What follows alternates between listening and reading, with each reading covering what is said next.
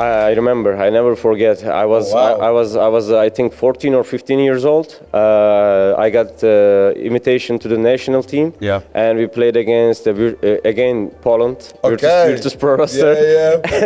that was like not easy first game. Not easy. And zero experience in the big stages or anywhere. Like only Turkish LAN games. I played really bad. Oh no. Yeah. Like it was like 6-17 or something like. You were going up against pretty much VP, so it's tough. And also we lost anyway 16-3. Oh God. Yeah, on Dust 2. I never forget that map, that match. That was maybe some good training for you. You're pretty good at Dust 2 now. You're a god at Dust 2 now. Yeah. You just needed that experience to go through first time. Yeah, it took too long time. I don't know how many times I was in that map, you know, like, like even maybe 2,000 times, like 3,000 times. I don't know. I think first event was there was these LAN parties in Czech Republic. That was called PG Challenge, I think. That was 2003, probably. We took a car drive there with our own PCs. My dad took us there. You know, the first manager in esports. Your dad's hooking everything up. This is brilliant. Yeah. So we went there. We actually, I think we lost in the quarters or semis. Actually, Zonic was there. I'm not sure if he won the whole thing.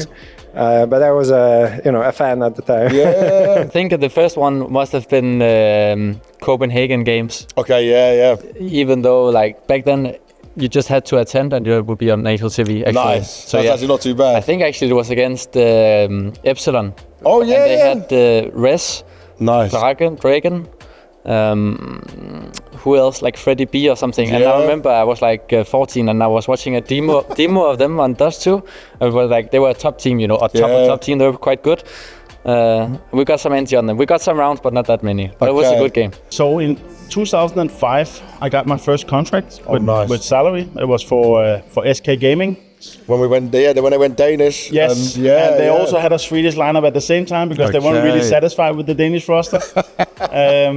But yeah, I remember it was like $500-600 salary. I actually still have the mail from Alex Müller, who was, I think he's still the owner of SK Gaming. Yeah, I believe so. Yeah. And we had this Danish team. It was the Titans who got bought up by SK or who got signed by SK. And unfortunately, the players were not that motivated. And I was the one up and coming. You know, I had to leave my team, who was technically better. But I had to leave because I couldn't afford a new PC. And I needed a new PC. The opportunity, yes, and with the salary, you know, and I also got a PC from SK. That's okay. That's a really good deal then in terms of those days. We played like these CPL Brazil and CPL Barcelona as well. Yeah. And then I think that the big was, you know, us going to ESWC, which is kind of equivalent to a major. Yeah. Unfortunately, we lost to Complexity in the grand final with Fraud and Warden and those guys. And that was when they were just on their rise, right? Yes. It was no longer Team 3D days. It was going into Complexity, starting to have some success. Yeah.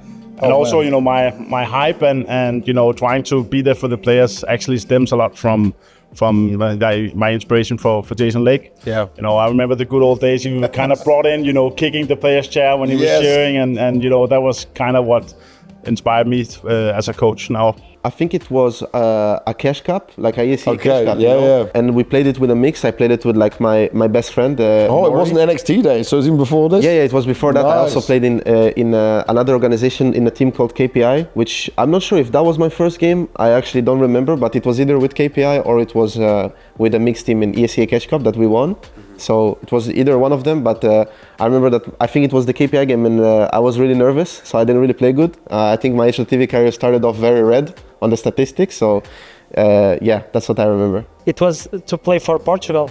I don't remember my first official, but I remember the first time that That's important. That's really important to represent your country. So I get out of school, I go running to my home, and after 1 or 2 hours I'm playing that game, so I was so nervous. Oh man. But it was, I felt very proud on that moment. Of course, so that's something that I remember. Yeah, I think it's hard to say what professional match is, but I think first professional tournament in my eyes was probably DreamHack Summer Bayok. Oh, yeah. And I don't know if it was 2006, because I think there was a lot of local lands where it's kind of professional matches with the best teams in Denmark. But I think international land was probably the first one in DreamHack Summer Bayok, maybe 2007 or 6. How old would you have been then?